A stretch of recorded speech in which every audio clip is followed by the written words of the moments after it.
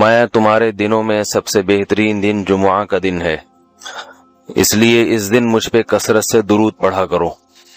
فَإِنَّ صَلَاتَكُمْ مَعْرُوضَةٌ عَلَيَّ، اس لیے کہ تمہارا درود مجھ تک پہنچایا جاتا ہے۔ صحابی نے پوچھا یا رسول اللہ کیف تعرض علیک صلاتنا وقد ارمت، ہمارا درود آپ تک کیسے پہنچایا جائے گا جبکہ آپ جب دنیا سے جائیں گے، قبر میں جسم آپ کا ختم ہو جائے گا، تو ہمارا درود آپ تک کیسے پہنچے گا؟ تو آپ صلی اللہ علیہ وسلم نے فرمایا ان اللہ حرم علی الارض اجساد الانبیاء، اللہ تعالیٰ نے پیغمبروں کے جسموں پر زمین پر پیغمبروں کے جسموں کو حرام کر دیا۔ زمین کسی پیغمبر کے جسم کو کبھی ختم نہیں کرتی۔ تو یہ بھی امت کا اجماعی عقیدہ ہے کہ جتنے بھی انبیاء ہیں ان کے جسم بالکل سلامت رہتے ہیں۔ شہداء میں تو یہ بہت زیادہ مشاہدہ ہوتا ہے، بہت سارے شہداء کے جسم سلامت رہتے ہیں۔ تو ایک اور حدیث میں آپ صلی اللہ علیہ وسلم نے فرمایا من صلی علیہ صلاۃ صلی اللہ بہا عشرہ، جس نے مجھ پر ایک دفعہ درود بھیجا۔ درود کہتے ہیں نبی صلی اللہ علیہ وسلم کے لیے اللہ تعالیٰ سے خصوصی رحمت کی دعا کرنا۔ ایک ہوتا ہے عام دعا، کسی کے لیے بھی رحمت، صلات کہتے ہیں خصوصی رحمت جو اللہ اپنے خاص بندوں پہ کرتا ہے۔ اس لیے صلات کا جو لفظ ہے نا، یہ درود اور صلات یہ پیغمبر کے علاوہ کسی کے لیے جائز نہیں ہے، کیونکہ یہ صلات خاص کس کے خاصہ ہے؟ یہ پیغمبروں کا۔ اس لیے ہم اللہم صلی علی محمد تو کہہ سکتے ہیں، لیکن یوں نہیں کہہ سکتے اللہم صلی علی فلان۔ تو وہ صلی جو ہے نا، صلات یہ خاص قسم کی رحمتیں ہوتی ہیں جو اللہ پیغمبروں پر بھیجتے ہیں۔ کبھی قرآن میں آتا ہے اولئک علیہم صلوات من ربہم ورحمہ، کہ جو لوگ صبر کرتے ہیں ان پر اللہ کی خصوصی رحمتیں بھی ہیں اور رحمت بھی ہے۔ تو پتہ چلا صلات اور رحمت میں فرق ہے۔ صلات اعلیٰ قسم کی رحمتوں کو کہتے ہیں۔ تو آپ صلی اللہ علیہ وسلم نے فرمایا جس نے میرے لیے ایک مرتبہ رحمت کی دعا کی، درود شریف پڑھا میرے لیے، تو اللہ اس پر 10 رحمتیں بھیجتے ہیں۔ اور جمعہ کے دن زیادہ فضیلت ہے درود شریف پڑھنے کی۔ البتہ یہ جو جمعہ کے دن میں حدیث مشہور ہے کہ 80 سال کے گناہ معاف ہوتے ہیں جمعہ کے دن درود پڑھنے سے، یہ حدیث سند کے لحاظ سے کمزور ہے۔ لیکن یہ جو میں نے حدیث پڑھی کہ جمعہ کا دن سب سے بہتر دن ہے، فَأَكْثِرُوا عَلَيَّ مِنَ الصَّلَاةِ فِيهِ، لہذا اس دن مجھ پہ کثرت سے درود پڑھا کرو، یہ بالکل صحیح حدیث ہے۔ تو جمعہ کے دن درود شریف کی اضافی فضیلت ہے۔ آج چونکہ جمعہ کا دن ہے اس لیے میں نے کہا کہ اس بارے میں تھوڑی سی بات کروں۔ ایک اور حدیث میں آتا ہے رسول اللہ صلی اللہ علیہ وسلم نے فرمایا لا تجعلوا قبری عیدا وصلوا علی فإن صلاتکم تبلغنی حیث کنتم، فرمایا میری قبر کو عیدگاہ نہ بناؤ۔ جیسے میلوں کی جگہ ہوتی ہے نا، میلے ٹھیلے، عید پہ جب سب لوگ جمع ہو کے خوشیاں مناتے ہیں، تو جیسے مزاروں پہ ہوتا ہے نا، قوالیاں ہو رہی ہیں اور یہ میلے ٹھیلے ہو رہے ہیں آج کل دیکھا ہے، تو پہلے زمانے میں بھی جب کوئی نیک آدمی دنیا سے جاتا تھا تو لوگ اس کی قبر پہ دھرنے مار کے بیٹھ جاتے تھے، اور وہ مجاور اور یہ سب جو ہمارے یہاں ہوتا ہے۔ تو آپ صلی اللہ علیہ وسلم نے منع کیا کہ میری قبر کے ساتھ یہ کچھ مت کرو، البتہ مجھ پہ درود پڑھا کرو، اور فرمایا کہ تم جہاں سے بھی درود پڑھو گے یہ مجھ تک پہنچے گا۔ ایک اور حدیث میں رسول اللہ صلی اللہ علیہ وسلم نے فرمایا ما من احد یسلم علی الا رد اللہ علی روحی فارد علیہ، کہ جب بھی کوئی مجھ پر سلام بھیجتا ہے اللہ میری روح کو میرے جسم میں لوٹاتے ہیں اور میں اس کے سلام کا جواب دیتا ہوں۔ اب یہ کیسے ہوتا ہے؟ چونکہ یہ برزخی زندگی میں ہے، لہذا اس کی کیفیات میں اور گہرائی میں جانے کی اجازت نہیں ہے۔ جیسے اللہ بہتر سمجھتے ہیں یہ ہوتا ہے، اس کی حقیقت کا ہمیں علم پوری طرح نہیں ہے، برزخی زندگی ہے۔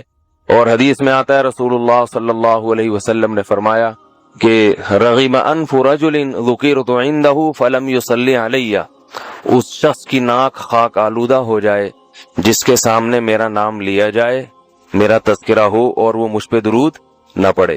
ایک اور حدیث میں آپ صلی اللہ علیہ وسلم نے فرمایا البخیل من ذکرت عنده فلم يصلی علی، وہ شخص کنجوس ہے، بخیل ہے جس کے سامنے میرا نام آئے اور مجھ پہ درود نہ پڑے۔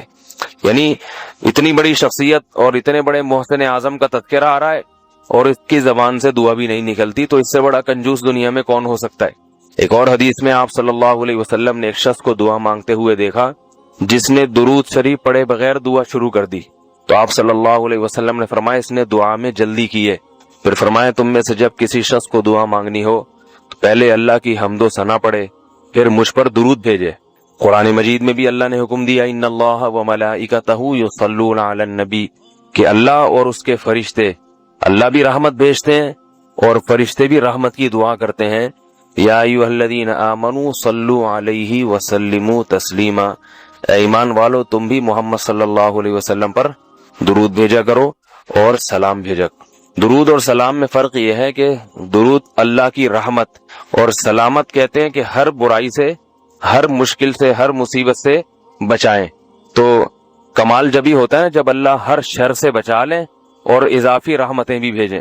تو علماء نے درود شریف کی حکمتوں میں لکھا ہے کہ درود شریف جو اللہ نے ہمیں پڑھنے کا حکم دیا، اس کی بنیادی وجہ تو سب کو معلوم ہے کہ سب سے زیادہ احسانات اس کائنات میں اللہ کے بعد کس کے ہیں؟ محمد صلی اللہ علیہ وسلم۔ تو آپ صلی اللہ علیہ وسلم کے احسانات سب سے زیادہ ہیں انسانیت پر۔ انسان کو انسان آپ صلی اللہ علیہ وسلم نے بنایا، اور اہل اسلام تو سب سے زیادہ ان احسانات کے تلے دبے ہوئے۔ تو ہم کوئی بھی عبادت اگر کر رہے ہیں، دعا بھی اگر مانگ رہے ہیں، تو یہ بھی کس کی وجہ سے توفیق مل رہی ہے؟ نبی صلی اللہ علیہ وسلم، کیونکہ آپ صلی اللہ علیہ وسلم نے ہی یہ ساری چیزیں سکھائی ہیں۔ تو ہر کام میں حکم یہ ہے کہ بھئی جس کا احسان ہے، جس کی وجہ سے تمہیں یہ رہنمائی ملی، تو پہلے اس کا بھی تو کچھ خیال کرو، اس کا بھی جو ہے نا اللہ سے اس کے لیے دعا مانگو تاکہ تمہاری طرف سے بھی کچھ شکر ہو۔ دوسری بات علماء نے لکھی ہے کہ اس میں حکمت یہ ہے کہ درود شریف پڑھنے سے توحید کا عقیدہ مضبوط ہوتا ہے۔ وہ توحید، درود شریف نبی سے دعا نہیں ہے بلکہ اللہ سے دعا ہے، کس کے لیے؟ نبی کے لیے۔ تو پتہ یہ چلا کہ نبی پر بھی اللہ کی رحمتیں ہوں گی، اور دعا کون مانگ رہا ہے؟ ہم مانگ رہے ہیں۔ تو اس میں نبی سے مانگنے کا دروازہ بند کر دیا کہ نبی سے مانگنے کا اسلام میں کوئی تصور نہیں ہے، بلکہ نبی کے لیے بھی اللہ سے مانگا جائے گا۔ تو جب نبی کے لیے بھی اللہ سے مانگنے کا حکم ہے، تو اپنے لیے نبی سے کیسے مانگنے کا حکم ہو گیا؟ سمجھ میں آ رہی ہے بات کہ نہیں آ رہی؟ یعنی نبی کے لیے بھی کس سے مانگنے کا حکم ہے؟ اللہ سے۔ تو اپنے لیے کس سے مانگیں گے؟ بطریق اولا ہم پھر اللہ سے مانگیں گے۔ تو اس سے عقیدہ توحید مضبوط ہوتا ہے۔ اور تیسری بات یہ کہ علماء نے لکھا ہے کہ جب درود شریف پڑھیں تو اس نظریے سے نہ پڑھیں کہ نبی ہماری دعا کے محتاج ہیں، نبی اللہ کی رحمت کے تو محتاج ہیں، یہ تو درود شریف سے پتہ چلتا ہے، لیکن اللہ کی وہ رحمت اس وقت بھی ہوتی اگر ہم یہ دعا نہ مانگتے۔ تو ہمیں اس لیے ہے کہ ہم بھی انگلی کٹا کے شہیدوں میں نام لکھوا لیں۔ سمجھ رہے ہیں نا؟ اس کی حضرت مولانا اشرف علی تھانوی رحمہ اللہ نے بڑی پیاری مثال دی۔ فرمایا کہ جیسے کوئی بادشاہ اپنے شہزادے پر کچھ انعام کرنا چاہے، بادشاہ تو چاہتا ہے نا اپنی اولاد کو نوازنا، اپنے محبوب، شہزادہ اس کا محبوب ہوتا ہے۔ تو آپ اگر بادشاہ سے سفارش کر دیں کہ حضرت یہ تحفہ آپ اپنے شہزادے کو دے دیں، یا یہ فلاں چیز اپنے شہزادے کو، تو بادشاہ تو پہلے بھی دے رہا ہے، لیکن آپ کے کہنے سے وہ اور خوش ہو جائے گا کہ بھئی دیکھو جو کام میں چاہتا تھا یہ بھی اسی کی درخواست کر رہا ہے۔ تو نتیجہ کیا نکلے گا؟ تھوڑا سا آپ کو بھی دے دے گا وہ، ٹھیک ہے نا، کہ چلو یہ گڑ تم بھی منہ میٹھا کر لو اپنا، تم نے اتنا اچھا کام کیا۔ اور اگر آپ کسی کو حکم دیں اس کے دشمن پہ خرچ کرنے کا، آپ جا کے کہیں بھائی وہ تمہارا دشمن ہے، تمہارا دل چاہتا ہے اس کا گلا دبا دو، تو ایسا کرو اس کو ہدیے ودیے دیا کرو، تو کہے گا میں اس کو گلا دبانا چاہتا ہوں اور تو ہدیے کی ترغیب دے رہا ہے تو میں تیرا بھی گلا دباؤں گا۔ تو دشمن پہ خرچ کرنے کا جب حکم دیا جاتا ہے تو اس سے سامنے والا غصے میں آتا ہے۔ دوست پہ خرچ کرنے کا، احسان کرنے کا جب آپ کسی کو کہیں گے تو وہ خوش ہوتا ہے۔ باپ کو اگر کہا جائے نا اپنے بچوں پہ اور کھلائے کریں، بڑی خوشی ہوتی ہے، تو باپ کا دل اور سینہ اور چوڑا ہو جائے گا۔ تو ایسا ہی اللہ تعالیٰ کو اپنے رسول صلی اللہ علیہ وسلم سے محبت ہے۔ اللہ تو خصوصی رحمتیں بھیجیں گے ہی، لیکن ہم اگر اللہ سے درخواست کر دیں گے کہ اللہ تو خصوصی رحمتیں بھیج، تو اس میں تھوڑی سی ہماری بھی کیا ہو جائے گی؟ دخل اندازی ہو جائے گی۔ اللہ تو ویسے ہی کر رہا ہے، تو اللہ کہے گا چلو تو نے بھی سفارش کر دی، ان پہ تو کر ہی نہ ہوں، یہ 10 رحمتیں تجھ پر بھی ہو جائیں گی۔ اور چوتھا فائدہ کیا ہے درود شریف پڑھنے کا؟ کہ انسان کے دل میں محمد صلی اللہ علیہ وسلم کی محبت بڑھتی ہے۔ انسان جس کے لیے دعا مانگتا ہے لاشعوری طور پہ، تو نبی صلی اللہ علیہ وسلم کی جتنی زیادہ محبت ہوگی اللہ کی خود بخود اتنی ہی زیادہ ہوگی، کیونکہ نبی سے محبت اللہ ہی کی وجہ سے ہوتی ہے، یہ الگ الگ چیز نہیں ہے، اللہ کے رسول ہے نا، اسی وجہ سے تو ہے۔ تو جتنی محبت بڑھے گی اللہ کی محبت اتنی زیادہ۔ اور پانچواں فائدہ کہ جتنی نبی کی محبت ہوگی، انسان کو جس سے محبت ہوتی ہے اس کی اتباع آسان ہوتی ہے۔ بغیر دلیل کے بھی مانتا چلا جاتا ہے. جس سے نفرت ہوتی ہے نا اس سے ہر بات پہ دلیل، کیوں بھائی ایسا کیوں ہے. اور اگر محبت ہو تو وہ کوئی کام کا کہے تو سمجھ میں آئے نہ آئے انسان کہتا ہے بس کر لو. صحابہ کرام کے محبت کے جو واقعات ہیں، حضرت انس رضی اللہ تعالی عنہ جب بھی کھانا پکتا تھا اگر اس میں لوکی یا کدو پکتا تو کدو کے ٹکڑے تلاش کر کے کھاتے تھے. لوگوں نے پوچھا کیوں بھائی؟ فرماتے ہیں کہ میں نے رسول اللہ صلی اللہ علیہ وسلم کو دیکھا ہے کہ کدو شوق سے کھاتے تھے آپ. تو نبی سے محبت تھی، کدو سے محبت ہو گئی. حالانکہ یہ شریعت کا حکم نہیں ہے لوکی اور کدو سے محبت کرو، یہ تو اپنی انسان کی اپنی رغبت ہوتی ہے، کسی کو کسی چیز سے کسی کو کسی چیز سے. لیکن عشق کی انتہا ہوتی ہے تو انسان کو محبوب کی محبوب چیزوں سے بھی ہو جاتی ہے.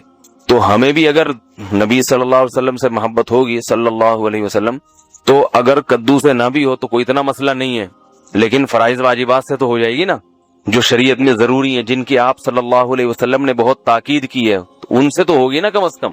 محبت نہیں ہے تو ہر وقت بیٹھ کے لوجی کی تلاش، داڑھی تک نہیں رکھے گا. داڑھی کا سمجھاؤ تو کہ بھائی کیوں بھائی، پھر یہ سمجھاؤ کہ بھئی آپ صلی اللہ علیہ وسلم کے اخلاق ایسے تھے، نہیں میری سمجھ میں نہیں آتے، ایسے کیسے اخلاق بنائے جا سکتے ہیں خادموں کے ساتھ. تو محبت ہو جاتی ہے تو سارے کام آسان ہو جاتے ہیں. تو درود شریف پڑھنے کا ایک فائدہ یہ بھی ہے. تو اس لیے ہمت کر کے علماء نے جو ایک نصاب بتاتے ہیں نا، روزانہ 100 دفعہ صبح 100 دفعہ شام. ویسے تو سب سے بہتر درود ابراہیمی ہے جو نماز میں ہم پڑھتے ہیں، آپ صلی اللہ علیہ وسلم نے سکھایا ہے. یہ نہ ہو مشکل لگے تو اتنا کر لو صلی اللہ علیہ وسلم، صحیح ہے نا. یہ 100 دفعہ پڑھ لیں، کتنا ٹائم لگتا ہے اس میں؟ صبح 100 دفعہ پڑھ لیا، 100 دفعہ شام کو پڑھ لیا. اور اگر پورا ہفتہ توفیق نہیں ملتی تو کم از کم جمعہ ہی کے دن پڑھ لے انسان. سمجھ رہے بات کو؟ نہیں سمجھ رہے بھائی؟ میرا خیال نہیں آ رہی. جمعہ کا دن پڑھ لے انسان، اس میں زیادہ فضیلت ہے. اور یہ جو درود شریف ہے نا، یہ صلی اللہ علیہ وسلم پورا پڑھنا چاہیے. میں کل بھی بیان میں کہا تھا نا، ساشے آ رہے ہیں ہر چیز کے، تو جیسے سلام کے ساشے نا، سلام کرنا ہو نا اتنی سی آواز آتی ہے بس. تو درود شریف بھی حضور صلی اللہ علیہ وسلم نے فرمایا. لوگ کیا کہتے ہیں؟ حضور صلی اللہ علیہ وسلم نے فرمایا. بھائی صلی اللہ علیہ وسلم بول دو پورا. لکھنے میں بھی علماء نے بیان کیا ہے کہ مجلس میں، کسی مجلس میں جب آپ صلی اللہ علیہ وسلم کا نام آئے تو کم از کم ایک دفعہ درود شریف پڑھنا واجب ہے. بار بار واجب نہیں ہے، بار بار افضل ہے. مجلس میں جب ایک دفعہ نام آیا تو پہلی دفعہ بہرحال واجب ہے، یا کم از کم ایک دفعہ اس مجلس میں. بار بار پڑھنا ضروری نہیں ہے، بہتر ہے. تو یا تو پڑھے ہی نہیں، ایک دفعہ پڑھ لیا کافی ہے، لیکن پڑھیں تو پھر ساشے نہ لے کر آئیں. درود شریف کو بگاڑے نہیں، پورا ہونا چاہیے صلی اللہ علیہ وسلم. اور اگر آپ کو ڈر یہ ہے کہ نہیں بار بار پڑھنے سے میری زبان گھس جائے گی، نقصان ہوگا اور توانائی کم ہو جائے گی، روزہ زیادہ لگے گا، تو ایک ہی دفعہ پڑھ لے مگر طریقے سے پڑھ لے، ساشے نہ لے کر آئے صلی اللہ علیہ وسلم، اس طرح نہ کرے. اسی طرح لکھنے میں بھی آپ صلی اللہ علیہ وسلم کا جب نام آئے تو مجلس ایک ہے تو ایک دفعہ کہہ دے آدمی زبان سے. لکھنا واجب نہیں ہے، آپ صلی اللہ علیہ وسلم کے نام کے ساتھ درود شریف لکھنا واجب نہیں ہے، افضل ہے. تو یا تو اگر یہ ڈر ہے کہ میں نے لکھ دیا پورا نام تو میرا پین گھس جائے گا، سیاہی کا خرچہ زیادہ آئے گا، پیسے زیادہ بھرنے پڑیں گے مجھے، مہنگائی کا دور ہے، اتنی سیاہی میں افورڈ نہیں کر سکتا، تو پورا نام ہی نہ لکھے، یعنی درود شریف لکھے ہی نہیں. لیکن اگر لکھنا ہے تو چھوٹا سا سواد نہ ڈالے. سمجھ رہے بات؟ باقی ساری چیزیں پوری ہیں. یہ نہیں کہ والد محترم میں صرف واؤ لکھ دیا، ابا خود ہی سمجھ جائیں گے والد کی بات چل رہی ہے، ٹھیک ہے نا. زید کا نام آیا تو صرف زے لکھ دیا. کبھی ہوتا ہے ایسے؟ ہوتا ہوگا شاید آپ کے یہاں. اور جتنی باتیں آ رہی ہیں صرف کچھ ساشے پیش کر دی، ایسا نہیں ہے. جب درود شریف لکھنے کی بات آتی ہے تو صرف چھوٹا سا سواد ڈال دیا. تو بھائی اتنی تکلیف اگر ہو رہی ہے تو نہ لکھو، کوئی فرض تھوڑی ہے. لیکن اگر لکھنا ہے تو احترام کا تقاضا کیا ہے؟ پورا نام لکھا جائے صلی اللہ علیہ وسلم. دیکھو حدیث کی اتنی بڑی بڑی کتابیں ہیں، محدثین نے جو لکھی ہیں، کتنی بڑی بڑی کتابیں. جب بھی آپ صلی اللہ علیہ وسلم کا نام آئے گا تو محدثین پورا درود شریف لکھتے ہیں صلی اللہ علیہ وسلم. کسی حدیث کی کتاب میں، امام بخاری کی ہو، امام مسلم کی ہو، یا ابن ماجہ ہو، یا صحیح ستہ کی جتنی کتابیں اس کے علاوہ بھی ہیں، جب درود ہوگا تو پورا صلی اللہ علیہ وسلم ہوتا ہے. تو لکھنے میں بھی اس کا اہتمام کرنا چاہیے، پورا نام لکھ دیا جائے. لیکن بعض کتابیں ایسی جاندار ہوتی ہیں کہ نہیں، میں حقیقت بتاؤں میں نہیں پڑھ سکا وہ کتاب. چند صفحے پڑھتا تھا میری آنکھوں سے آنسو نکلنا شروع ہو جاتے تھے، اتنا میری طبیعت بوجھ ہونا جو میں نے بند کر دی. کیونکہ ایسی پاکیزہ سیرت ہے نا محمد صلی اللہ علیہ وسلم کی، اور لکھنے والے کا کمال تھا. اتنی پاکیزہ سیرت اور انسان کہتے ہیں ہم 1400 سال کے بعد وہ سیرت پڑھ کے ہماری یہ کنڈیشن ہو رہی ہے. جنہوں نے دیکھا نبی کریم صلی اللہ علیہ وسلم کو, آپ کی صحبت میں رہے, ابو جہل ابو لہب جیسے فرعون, ان کی زندگی پہ اثر نہیں پڑا. تو آج جب ہم ایسے واقعات دیکھتے ہیں نا, 7 سال کی بچی کے ساتھ یہ کر دیا, تو بھائی پتھر دل پہلے بھی تھے اور آج بھی ہیں. حضرت عمر مضبوط دل کے تھے, پتھر دل کے نہیں تھے. نبی کریم صلی اللہ علیہ وسلم کے قتل کے ارادے سے نکلے ہیں, ابھی تک اللہ کا کلام سنا نہیں تھا, اور اپنی بہن سے اللہ کا کلام سنتے ہی دل پگھلنا شروع. یقین ہو گیا بھائی اللہ کا کلام ہے, یہ محمد صلی اللہ علیہ وسلم کا گڑھا ہوا کلام نہیں ہے, اور یہ تو بڑی پاکیزہ سیرت ہے آپ کی, فوراً ایمان لے آئے. تو بھائی اللہ سے دعا مانگا کرو, اللہ ہمارے دل کو پتھر دل نہ بنائے, حق کو سمجھنے کی صلاحیت باقی رکھے, دل کو نرم رکھے. مضبوط دل ہونا الگ چیز ہے, نرم دل ہونا, کمزور دل ہونا الگ چیز ہے, نرم دل ہونا الگ چیز. کمزور دل ہونا عیب ہے. کمزور دل آدمی کا مطلب ہے کانفیڈنس ہی نہیں ہے, قوت ارادی کمزور ہے, کچھ کرنا چاہتا ہے ہوتا نہیں ہے. بہت سے لوگ ہیں 15 سال سے ارادہ ہی کر رہے ہیں کچھ کام کرنے کا, ہو ہی نہیں رہا, ڈرنے لگتے ہیں, گھبرانے لگتے ہیں, قوت فیصلہ نہیں ہے. یہ کمزور دلی کی علامت ہے. یہ کس کی علامت ہے بولو نا؟ کمزور دل. یہ عیب ہے, اور مرد کے اندر یہ بہت بڑا عیب ہے. آج اثر میں ایک بندہ آیا, کسی کا راز فاش نہیں ہو رہا, بیگم کی کوئی بات تھی تو میں نے اس کو سمجھایا, تو کہہ رہا ہے میں کیا کروں, میں چھوڑوں, میں نہیں چھوڑوں, میں چھوڑوں. بہت بڑا جرم تھا اس کی بیوی کا, جو ناقابل معافی تھا. تو کہہ رہا ہے مجھے, کہہ رہی ہے معاف کر دو. میں نے اس سے کہا دیکھو ایک فیصلہ کرو, یا تو معاف کر کے بھول جاؤ ہمیشہ کے لیے, یا چھوڑ دو اور ہمیشہ کے لیے اس قصے کو ختم کرو. کہہ رہے مجھ سے فیصلہ ہی نہیں ہو رہا, پتہ نہیں کتنے مہینے سے لٹکا ہوں, فیصلہ ہی نہیں ہو رہا. میں نے کہا یہ جو کنڈیشن ہے نا, یہ آپ کی زندگی تباہ کر دی. آپ کے پاس 2 ہی آپشن ہیں, یا معاف کرو اور بھول جاؤ, پھر دوبارہ نہیں دہراؤ, یا قصہ کیا کرو, فارغ کر کے ختم کرو, ایک طرف ہو جاؤ. تو کہہ رہے اگر میں چھوڑ دوں گا یوں, تو میں نے کہا کوئی گناہ نہیں ہوگا, جو کنڈیشن آپ نے بتائی اس میں چھوڑنے میں کوئی گناہ نہیں ہے, لیکن ایک فیصلہ کرو. تو یہ کمزور دلی ہے نا, فیصلہ ہی نہیں ہو رہا, ڈر رہا ہے ادھر, وہ بھی رکھتے ہوئے بھی ڈر رہا ہے, چھوڑتے ہوئے بھی کیا کر رہا ہے. کنفیوز آدمی دنیا میں کبھی بھی کامیاب نہیں ہوتا. دیکھو کیا یار بات سے بات نکلتی ہے, میں کیا کروں, میرا قصور نہیں ہے نا. غزوہ احد میں یہ جو میں نے جملہ کہا ہے نا, کنفیوزڈ آدمی دنیا میں کبھی بھی کامیاب نہیں ہوتا, اس دعوے کو ایکسپلین کرنے کے لیے مثال دے رہا ہوں. کیا کروں, کنفیوزڈ آدمی, غلط فیصلہ ہو جائے نا اتنا برا نہیں ہے, کنفیوژن میں رہے ساری زندگی یہ زیادہ برا ہے. غلط فیصلے کی تلافی ہو سکتی ہے, کنفیوز نے تو کوئی فیصلہ ہی نہیں کیا ہے, تلافی کس چیز کی کرے گا وہ, سمجھ میں نہیں آ رہی بات. دیکھو غزوہ احد میں ہمارے سامنے واقعہ ہے, نبی کریم صلی اللہ علیہ وسلم نے صحابہ سے مشورہ کیا کہ مدینہ کے اندر رہ کے لڑنا چاہیے یا مدینہ کے باہر جا کے لڑنا چاہیے. میں یہ ترانے اس لیے یوں اسٹائل میں شروع کر دیتا ہوں کہ ایک دم میں جذباتی ہونا شروع ہو جاتا ہوں نا, تو ریلیکس ہونے کے لیے. کیا نارمل وے میں بات کرو, کیا یہ ٹھیک بھی شروع کر دیتے ہو, کیونکہ کوئی اگر یوٹیوب پہ چیخ رہا ہو نا اسکالر, مجھے بہت برا لگتا ہے, اور بعض میں میری ویڈیو نا دھاڑ دھاڑ کر کے, تو مجھے لگتا ہے بھائی آرام سے بولے یار, تو کیا کر رہا ہے, آرام سے سمجھا. تو پھر میں اپنی ٹون چینج کر دیتا ہوں, ترنم سے ہو جائے نا تو وہ ٹون کیا ہو جاتی ہے, چینج ہو جاتی ہے. تو آپ لوگ بھی مجھے نا ریلیکس آرام سے یوں کر دیا کرو, چیخنے کا دور ختم ہو گیا. دیکھو نبی کریم صلی اللہ علیہ وسلم نے صحابہ کرام سے مشورہ لیا کہ ہم مدینہ کے اندر رہ کے لڑیں یا مدینہ سے باہر. مشورے کے بعد فیصلہ ہوا کہ مدینہ کے باہر جا کے لڑیں گے. حالانکہ یہ اسٹریٹجی عام طور پہ اختیار نہیں کی جاتی. جب آپ کمزور ہوتے ہیں, دشمن پاورفل ہوتا ہے, تو آپ اپنے آپ کو ایکسپوز کبھی بھی نہیں کرتے دشمن کے سامنے. باہر آ کے لڑنے کا مطلب تو یہ کہ پوری فوج سامنے آ گئی, اب گھیر کے قتل بھی کیا جا سکتا ہے اس کو. تو یہ مشورہ جنہوں نے دیا وہ نوجوان صحابہ تھے, اور نوجوانوں میں جذبات کا عنصر غالب ہوتا ہے. جو میچور صحابہ تھے ان کی رائے, خود نبی کی رائے بھی یہی تھی کہ مدینہ کے اندر رہ کے لڑنا چاہیے ہمیں, اس میں ڈیفنس ہمارے لیے آسان ہوگا.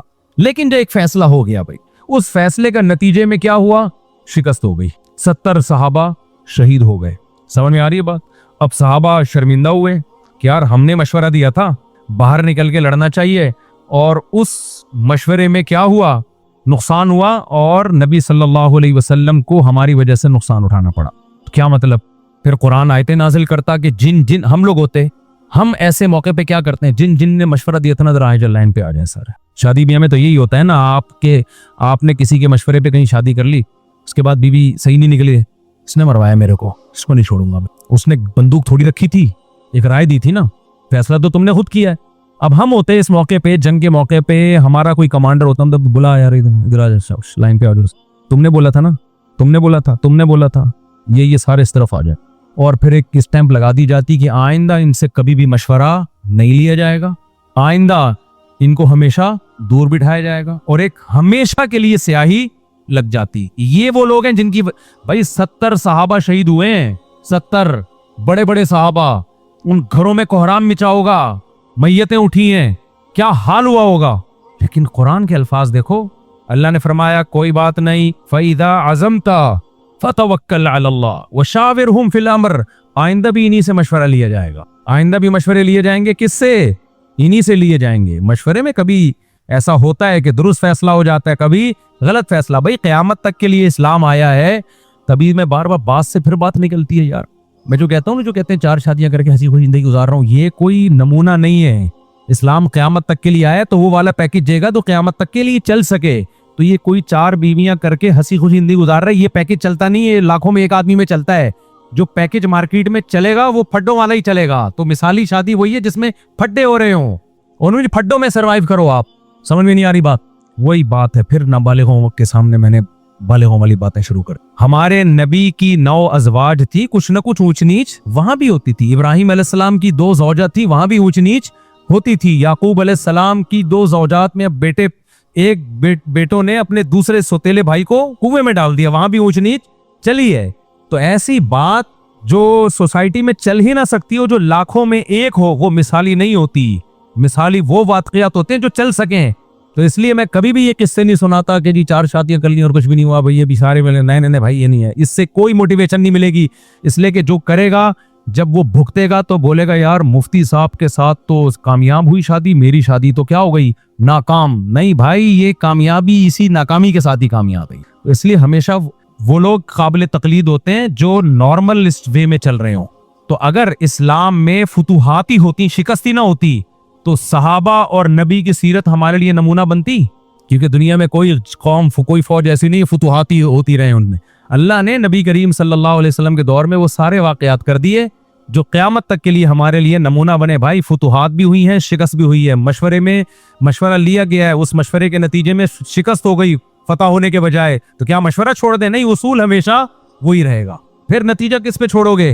बोलो, अल्लाह पे छोड़ोगे। इसी तरह उलमा ने लिखा है, हजरत मुआविया हजरत अली रजी अल्लाह ताला अन्हु की लड़ाई हो गई। ये भी तकवीनी अमर था।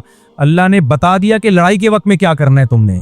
अगर ये लड़ाई ना होती, हमें पता चलता कि मुसलमानों की अगर आपस में लड़ाई हो तो उसके शरई हकाम क्या हैं। हमें इस लड़ाई से क्या कुछ सीखने को मिला? नंबर 1, लड़ाई हुई है, एक दूसरे के खिलाफ जबान दराजी नहीं हुई है, एक दूसरे के कैदियों को गुलाम नहीं बनाया गया, एक दूसरे के माल को माले गनीमत के तौर पे तकसीम नहीं किया गया। तभी हिदाया में अहकाम लिखे में किताबुल बुगात, बागियों के हकाम, कि बागी के पास अगर ताकत हो और लड़ने के लिए आए और हुकूमत उसको शिकस्त दे दे तो उनके मर्दों को गुलाम नहीं बनाया जाएगा। दलील क्या है? हजरत अली ने हजरत मुआविया के लोगों को गुलाम नहीं, भाई ये दलील है ना, हमारे लिए तो सहाबा भी हुज्जत हैं। नंबर 2, उनके जनाजे पढ़े जाएंगे, क्योंकि हजरत अली ने हजरत मुआविया के लोगों के जनाजे, बोलो ना, पढ़े हैं। उनकी औरतों की इस्मत की हिफाजत की जाएगी। ये सारी चीजें हैं, बशर्ते के बागियों के पास एक क्या हो, पावर हो, जैसे मुआविया के पास पावर थी। अगर उसके पास पावर ही नहीं है तो इसका मतलब सिवाय फसाद के कुछ भी नहीं है। तो ये सारे हकाम कहां से लिए गए हैं? सहाबा से लिए गए हैं। और फिर हजरत हसन रजी अल्लाह ताला अन्हु ने सुलह करके इस लड़ाई को हमेशा के लिए खत्म कर दिया। ये भी हमें हुक्म कहां से मिलता है कि भाई बाज दफा सुलह के लिए अपने हक से दस्तबरदार होना पड़ता है। ये भी किसकी सुन्नत है? अकाबिर की सुन्नत है। तो इस्लाम जो है ना, चूंकि क़यामत तक के लिए आया है, तो उसने हकाम वही देने हैं जो क़यामत तक के लिए मुमकिन हो। तमाम देखो, एक बड़ी जबरदस्त बात है इस्लाम में, ये जो कहते हैं ना बांदियों के निज़ाम पे बड़ा एतराज करते हैं कि क्या इस्लाम में गुलाम और बांदियां थी। बात यह है कि अगर दुनिया में फ्यूचर में कोई जंग छिड़ जाती है, आपके पास इतने जंगी कैदियों को रखने की जगह है, और जंगी कैदियों के साथ होता क्या है? हमारे पास तो गुलाम और बांदियों का एक पैकेज है, कोई फर्ज वाजिब नहीं है वो किसी को गुलाम बांदी बनाना, लेकिन एक पैकेज हमारे पास है कि इनको लोगों में तकसीम कर दिया जाए, लोग इनकी हिफाजत करें और इनसे काम ले। ये किसी क़यामत, यानी हमें तो नहीं पता ना क़यामत में कितना टाइम है। सूरज की उम्र कहते हैं अभी 5 मिलियन साल तो कम से कम है, यानी 50 लाख साल कम से कम सूरज चलेगा। अगर क़यामत ना आई तो, क़यामत आ गई तो गया, यानी क़यामत ना आई तो इतना चलेगा, क़यामत आ गई तो गया, और क़यामत नहीं आई तो भी इतना ही चलेगा, इससे ज्यादा। तो इसलिए मेरे और आपके पास सिर्फ 50 लाख साल बाकी बचे हुए हैं, इसके बाद सूरज खत्म हो जाएगा। कोई बात नहीं, हमने क्या करना, इतना अच्छा कौन सा हम जिंदा रहेंगे। खैर, तो इस्लाम के पास एक पैकेज है कि भाई ये भी एक तरीका है, फर्ज नहीं है वो, लेकिन इस्लाम के पास एक ऑल्टरनेट है।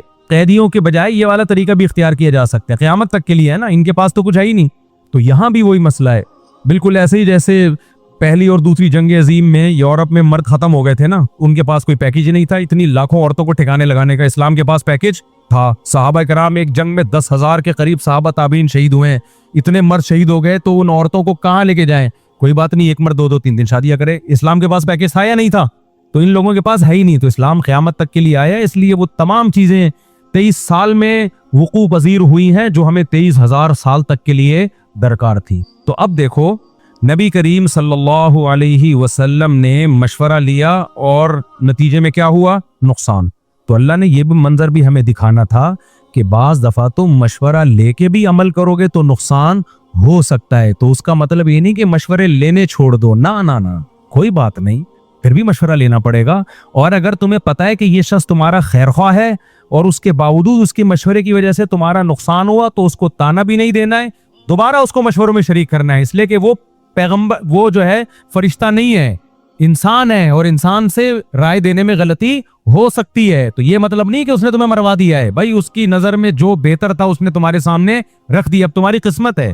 تو قرآن کے الفاظ دیکھو، اللہ تعالیٰ فرماتے ہیں وَشَاوِرْهُمْ فِي الْأَمْرِ، اے نبی ان لوگوں کے مشورے کی وجہ سے غزوہ احد میں آپ کو نقصان ہوا، کوئی بات نہیں، اس نقصان کی نسبت ان لوگوں کی طرف نہیں کرنی، بلکہ نقصان کی نسبت اللہ کی طرف کرنی ہے کہ اللہ نے یہ نقصان کسی حکمت سے کروا دیا. وہ حکمت کیا تھی؟ وَيَتَّخِذَ مِنْكُمْ شُهَدَاءَ، بہت سے لوگوں کو اللہ شہادت کے مرتبے پر فائز کرنا چاہتا تھا. اللہ چاہتا تھا یہ دنیا کی آزمائشوں سے نکلیں، انہوں نے بہت کو اسلام کے لیے قربانیاں دی ہیں، ان کو شہادت دے کے جنت میں داخل کیا جائے. دن میں سید الشہداء حضرت حمزہ رضی اللہ تعالیٰ عنہ بھی تھے. تو یہ سوچا جائے گا. تو آگے قرآن نے کہا وَشَاوِرْهُمْ فِي الْأَمْرِ، ان سے آئندہ بھی مشورہ لیں. پھر کیا ہوگا؟ اب ایک اور سوال پیدا ہوتا ہے، اے اللہ پہلے جب مشورہ لیا تھا تو نقصان ہوا، اب تو کہہ رہے ہیں آئندہ بھی مشورہ لیں. اب اگر مشورہ لیا تو کھٹکا لائے گا کہ دوبارہ نقصان نہ ہو جائے. اللہ نے حکم تو دے دیا ہے لیکن نتیجے کی ذمہ داری اللہ نے لی ہے. بہت مشکل ہے. دیکھو اللہ تعالیٰ یہ کہہ سکتے تھے نا اس دفعہ مشورے کی وجہ سے نقصان ہو گیا، آئندہ بھی مشورہ لے، میں گارنٹی لیتا ہوں نقصان نہیں ہوگا. یہ اللہ نے نہیں کہا، یہ اللہ نے نہیں کہا، میں گارنٹی لیتا ہوں کہ نہیں. اب خطرہ ہو سکتا تھا اللہ پھر دوبارہ کہہ رہے ہیں انہی سے مشورہ اللہ نے اس اشکال کا جواب دے دیا. اللہ نے فرمایا فَإِذَا عَزَمْتَ فَتَوَكَّلْ عَلَى اللَّهِ، مشورہ لے کے جب ایک رائے قائم کریں تو توکل علی اللہ، اللہ پہ چھوڑ دیں. یہ بھی بڑے سیلیکٹڈ الفاظ ہیں قرآن کے. قرآن یہ بھی کہہ سکتا تھا کہ آپ دوبارہ مشورہ لیں اور جب کسی رائے پہ مشورے کے بعد مضبوط ہو جائیں تو یقین رکھیں کہ اب نقصان نہیں ہوگا. نہ اب بھی اللہ نے یہ الفاظ استعمال نہیں کیے. کیوں؟ ہو سکتا ہے پھر نقصان ہو جائے، اس لیے اللہ نے یہ نہیں کہا نقصان نہیں ہوگا. فرمایا رائے قائم ہو تو توکل اللہ پہ، نتیجہ چھوڑ دو. اعتماد کس پہ کرو؟ اللہ پہ. اللہ پہ اعتماد کا مطلب ہوتا ہے جو ہوگا دیکھا جائے گا، اللہ ہمارے ساتھ ہے، نقصان میں بھی خیر ڈال دے گا وہ. ہم اس سے زیادہ کے پابند نہیں ہیں. ہمارا کام یہی ہے کہ ہم مشورہ کریں، ایک رائے قائم کریں. اس کے مشورے میں کیا ہوتا ہے؟ پلس مائنس تمام پہلوؤں کو سامنے رکھ لیں، نفع اور نقصان کے تمام پہلوؤں کو سامنے رکھ کے ایک رائے قائم کریں. فائدہ ہو جائے ٹھیک ہے، نقصان ہو جائے تو رونا پیٹنا نہیں کرنا، اللہ پہ توکل کرنا ہے. اسی میں ہماری خیر تھی. اللہ میں سکھانا چاہ رہا ہے، اللہ میں بتانا چاہ رہا ہے، ہمیں ٹرین کرنا چاہ رہا ہے. ایک انگریز کا قول ہے نا کہ کوئی تم سے غلط کام ہو گیا، یعنی تم نے کسی کاروبار میں پیسے ڈالے یا کوئی کام تم نے کیا، اس کے بعد تمہیں پتا چلا کہ یہ کام غلط ہے، یہ نہیں کرنا چاہیے، تو نقصان نہیں ہوا ہے کیونکہ تمہارے پاس یہ علم آ گیا کہ یہ کام نہیں کرنا چاہیے. اور میرے ساتھ تو یہ بہت ہوا ہے، میرے ساتھ یہ بہت ہوا ہے. ابھی ایک جگہ میں نے تفریح کے لیے جانا تھا، وہ جگہ نہیں بتاؤں گا پھر وہ لوگ بولیں گے یار یہ ہماری بےزتی ہو رہی ہے، اس لیے کسی کو نہیں پتا چلے گا. بڑی تمنا تھی میری بہت عرصے سے، فلاں جگہ میں نے جانا ہے، بہت میں نے تعریفیں سنی تھی اس جگہ کی، میں نہیں بتاؤں گا وہ جگہ کہاں ہے. بہت میری تمنا یار ادھر تو میں نے دیکھنا ہے کیا ہے. اللہ نے میرا لے جانا مقدر کر دیا، ہم گئے، کچھ بھی نہیں تھا وہاں پہ. تو میں جب باہر آیا نا ان میزبان سے تو میں نے کچھ نہیں کہا، اس کا دل چھوٹا ہو جاتا ہے. جب دوستوں سے میں ملا انہوں نے کہا آپ کو فائدہ ہوا؟ میں نے کہا فائدہ مجھے بہت ہوا ہے اس جگہ آنے سے، بہت فائدہ ہوا. کہہ رہے مزہ آیا؟ میں نے کہا مزے کو چھوڑو، فائدہ بہت ہوا ہے، نقصان نہیں ہوا. انہوں نے کہا کیا فائدہ ہوا؟ میں نے کہا زندگی بھر کے لیے نا یہ وسوسہ نکل گیا کہ یہاں جانا ہے. نہیں جاتا نا ساری زندگی یہ خیال مجھے تنگ کرتا کہ یار یہاں کیوں نہیں گیا، میں نے دنیا میں یہ جگہ دیکھی کیوں نہیں ہے. میں نے کہا یہاں آنے سے مجھے سکون مل گیا کہ یہاں کے علاوہ دنیا میں ہر جگہ جاؤ. اور بعد والوں کو میں بتا سکتا ہوں جن کو ابھی وسوسے آ رہے ہیں کہ یار یہاں جانا چاہیے, ان کو بتا سکتا ہوں کہ بالکل بھی جانے کی جگہ نہیں, کچھ بھی نہیں ہے وہاں پہ. سامنے آ رہی ہے بات؟ تو یہ فائدہ ہو گیا کہ نہیں ہو گیا؟ سکون مل گیا, ورنہ بلا وجہ سوچ کے سب کو ٹینشن دی, یار وہاں لے کے جاؤ, یار ادھر جانا چاہیے, یار ادھر جانا چاہیے. تو یہ گورے کی بات ہے, اور یہ اسلام تو پہلے کر چکا ہے کہ بھائی اگر آپ نے مثال کے طور پر, ایک اور میں نے مثال دیتا ہوں اکثر لوگوں کو بیانات میں, اپنے قصے سنانا مقصد نہیں ہوتا, آپ کو گائیڈ کرنا مقصد ہوتا ہے. ہم نے کھجوروں کا بزنس شروع کیا, اس میں کچھ پیسے لگائے, الحمدللہ 2 ٹکے کا فائدہ نہیں ہوا, بلکہ کچھ لوگوں نے کھجور خرید کے مجھے ہی گفٹ دے دی. وہ ان کو پتہ نہیں تھا میری کمپنی ہے یہی, یعنی وہ میرے گھر آ رہے تھے ملنے کے لیے کہ چلو مفتی صاحب کو کوئی گفٹ دیتے ہوئے جائیں, رمضان آ رہا ہے تو کھجور بڑا گفٹ ہے, تو میری ہی شاپ سے خریدا اور مجھے لا کے گفٹ پکڑا دیا, وہ بھی اس نیت سے, کھانے کی نیت سے نہیں. تو میرا نقصان ہوا اس میں, لیکن بہت بڑی انویسٹمنٹ نہیں تھی, تو مجھے بہت خوشی ہوئی. اب جس بیچارے نے پیسہ لگایا تھا محنت کر کے, اس نے تو میرے خدمت کی نیت سے پیسہ تو میں نے لگایا تھا, اس نے خدمت کی تھی. جس نے محنت کی وہ بھی بیچارہ شرمندہ. میں نے کہا بالکل شرمندہ نہ ہو, مجھے تمہاری وجہ سے بہت فائدہ ہوا ہے. کہنے کیا فائدہ ہوا؟ میں نے کہا میں نے جو اتنی اماؤنٹ لگی ہے یہ اس قابل ہے کہ میں سروائیو کر سکتا ہوں, تو بہت زیادہ بڑی رقم نہیں ڈوبی. اس رقم ڈوبنے کے بعد اگر مجھے یہ علم حاصل ہو گیا کہ کھجور کا کام میرے بس کا نہیں ہے, تو یہ نالج میرے لحاظ سے کم نالج نہیں ہے, اور یہ اپنی اولاد میں بھی ٹرانسفر کروں گا. اب آپ کہہ سکتے ہو کھجوروں میں مجھے نقصان کیوں ہو گیا؟ بھائی اتنے بڑے بڑے انویسٹر پڑے ہوئے ہیں جو کروڑوں روپے کی کھجوریں لے کے سٹور کر لیتے ہیں, اس میں ہماری کہاں سے چلے گی؟ سمجھ میں نہیں آ رہی بات؟ وہ کروڑوں روپے کی خرید کے انویسٹ کر لیتے ہیں, فریز کر لیتے ہیں, وہ ان کے ریٹ ہمارے ریٹ پہنچ ہی نہیں سکتے وہاں تک, اور اوپر سے بدنامی الگ.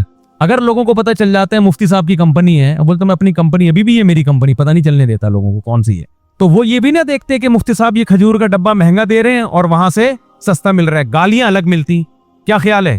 حالانکہ وہ مہنگا دے کے بھی ہمارا پروفٹ کم ہوتا, اور جو سستا دے رہا ہے اس کا پروفٹ زیادہ ہوتا, کیونکہ کروڑوں روپے کی اس کی انویسٹمنٹ ہے.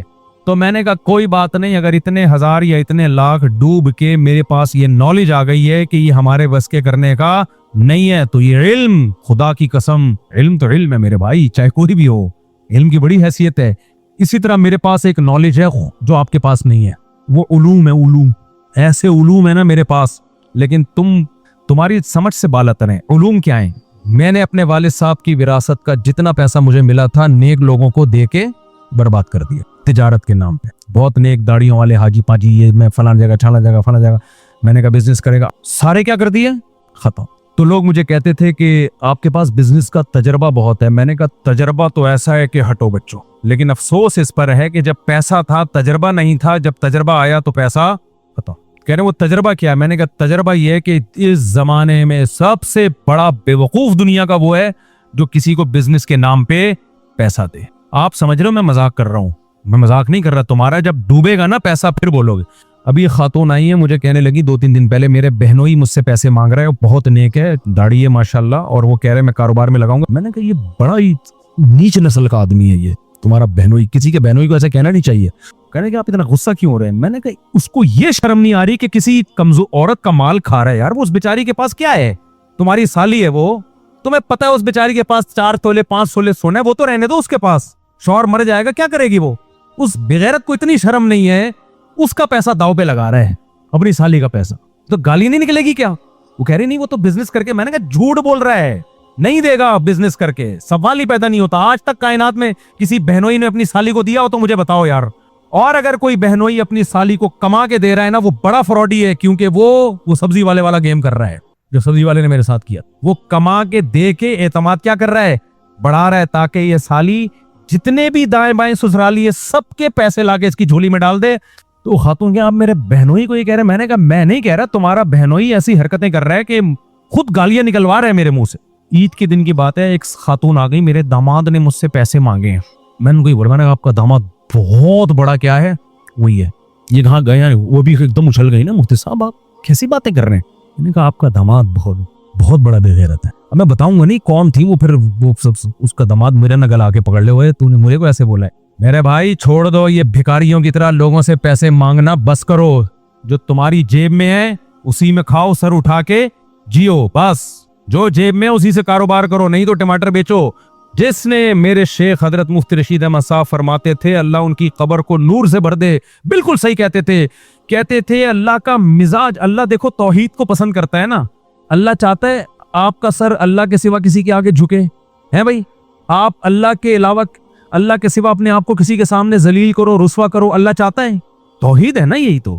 توحید کی دو قسمیں, ایک بڑی توحید, ایک چھوٹی توحید, یعنی شرک اصغر اور شرک اکبر. تو جیسے شرک اکبر کو اللہ پسند نہیں کرتا بت کے سامنے عبادت کو, ایسے ہی ایک شرک اصغر بھی ہے کہ ہمیں اللہ کے سوا کسی اور کے سامنے ناک رگڑنے کی اجازت نہیں. اب ناک رگڑنے کا ایک طریقہ تو سجدہ کر کے ہوتا ہے, ایک طریقہ بھیک مانگ کے ہوتا ہے. یہ زیادہ ذلیل ہو رہا ہے بھیک مانگ کے. ہمارے حضرت فرمایا کرتے تھے اللہ کی عادت یہ ہے, کیونکہ حضرت نے بھی واقعات پڑھے ہوئے تھے, مشاہدہ کیا ہوا تھا, کچھ چیزیں ہمیں دیکھ کے پتہ چل جاتی ہیں کہ ایسا لگتا ہے اللہ کی عادت یہ ہے. واقعی نظر آتا ہے کہ جس نے ایک دفعہ ہاتھ یوں کر دیا نا, سمجھ میں آ رہی ہے بات, ایک دفعہ یوں کر دیا گیا اس. اب اللہ کہتا ہے مانگتا ہی رہ, تیرے چہرے پہ اب کبھی بھی رونق نہیں آئے گی. تو ہر وقت یہی کہے گا پیسے ہی نہیں ہے یار, تھوڑے سے یہاں سے پیسے, یار ایک کاروبار میں نقصان ہو گیا, یار میرا یہ ہو گیا, یار یہ ہو گیا. اب زندگی چاہے کروڑوں, ہمارے سیاستدانوں کو دیکھ لو یار, ہمارے جو سیاستدان جو کرپٹ ہیں ان کو دیکھ لو آپ. میں تھوڑی کہہ رہا ہوں سارے کرپٹ ہیں, جو کرپٹ ہیں ان کی بات کر رہا ہوں. پیٹ بھرا ہے یار, اتنا کچھ بنا لیا, اتنا کچھ بنا لیا, مانگ مانگ کے ادھر سے گھسوٹو, ادھر سے لو, ادھر سے لو. یہ چہرے کی رونق ختم ہوتی ہے, بھکاری بن جاتا ہے انسان. میں نے ایسے غریب لوگ بھی دیکھے جیب میں تھیلا نہیں ہے, ایسا سر اٹھا کے جی رہے ہیں. سب سے پہلے تو میں نے اپنے شیخ حضرت مفتی رشید احمد صاحب رحمہ اللہ کو دیکھا ہے. ہم نے تو حضرت کا وہ زمانہ دیکھا جب حضرت کے پاس دولت آ گئی تھی بہت, لیکن حضرت بتاتے تھے ہمارا وہ زمانہ بھی تھا. تو حضرت کے تو دوست احباب تھے نا, وہ بتایا کرتے تھے کیسا استغنا تھا. اکثر میں نے بیان میں واقعہ سنا ہے, فرماتے ہیں انڈا بیچنے والا آیا, ہمارے پاس انڈے خریدنے کے پیسے نہیں تھے. اس نے کہا روزانہ کتنے انڈے لیں گے؟ ہم نے کہا ہمارے پاس وہ ہم نے پہلے سے انتظام کیا ہوا ہے. مطلب یہ تھا کہ یہ تھوڑی کہ ہمارے پاس تو پیسے ہی نہیں ہے, تو زکوٰۃ میں دے جا تو اچھی بات ہے. نہیں بھائی, اللہ کا دیا ہمارے پاس بہت کچھ ہے. یہ بھی ایک اسٹائل ہوتا ہے. تو حالانکہ انڈے کے پیسے نہیں تھے. اب یہ نہیں کہ رونا دھونا, کوئی بات نہیں, خالی روٹی کھا لو یار, خالی روٹی کھا لو. انڈے میں اچھے پروٹین ہے ان کے لیے جن کے پاس انڈے کے پیسے ہیں. جن کے پاس پیسے نہیں ہے, اللہ ان کے پروٹین سارے پراٹھے سے پورا کر دے گا. ٹھیک ہے, میں نے مزدوروں کو دیکھا ہے, بعض مزدوروں کو ایسے روٹی کھا رہا ہے پانی کے ساتھ, کچھ بھی کھانے کو نہیں ہے. صبح بھی ایسے ہی روٹی کھائے گا, دوپہر بھی, اور یہ مضبوط کلائیاں, کسی کو ہاتھ مارے نا جبڑا پھاڑ دے اس کا. میں تو شروع سے ان چیزوں کو آبزرو کرتا ہوں نا, تو میں دیکھتا تھا یار یہ مزدور تو نہ پروٹین مل رہا ہے اس کو, نہ وٹامن سی مل رہا ہے اس کو, روٹی کھاتا ہے بہت زیادہ, پیاز یوں توڑے گا, پیاز کے ساتھ کھا لے گا. ویسے پیاز ہلکی چیز ہے نہیں, وہ ساری کمی اللہ پیاز سے پوری کر رہا ہے. اس ایسے کھینچ کے چپیڑا مارے نا تو جبڑا آدمی کو گھوم جائے پورا وہیں پہ. بھائی یہ اللہ تعالیٰ غریبوں کے لیے پیکج اللہ نے, یہ سارے مالداروں کے چوچلے پروٹین اور ٹھش پھش جو ہے نا, جن کی جیب میں کیا ہوں, پیسے ہوں, نہیں ہے تو جو ہے بس اسی پہ گزارا کرو.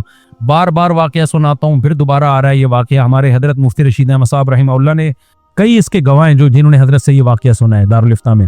حضرت فرماتے ہیں میں اپنی اہلیہ کو لے کر ڈاکٹر کے پاس گیا, ان کی طبیعت خراب تھی. ڈاکٹر نے کہا ان کو پھل کھلائیں, کچھ وائٹامنس کی کمی ہے, پھل فروٹ ضروری ہیں.